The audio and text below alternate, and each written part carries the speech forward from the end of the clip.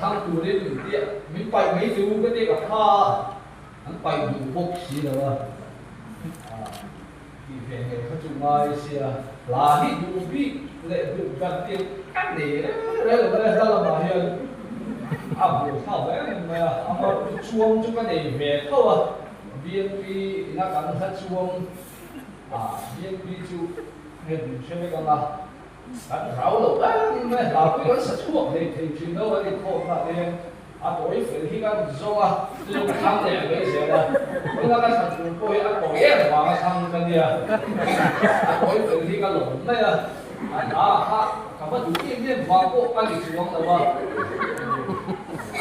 mà thang này cái sắt chuột đi là một thang cái gì đó mà chú thì action về em là gì hết là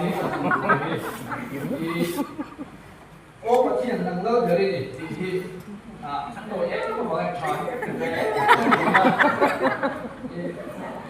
và chuyện như là cái này đặt anh thì ra cái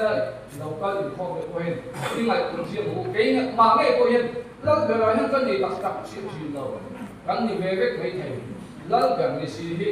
lalu berang ni kan ni tak biar lah dia, mengi pun ni berang thawang, tu bangin pakaian hi lalu berang ni hi ifit non, kalau cuma ni lah hi kita kena sabu.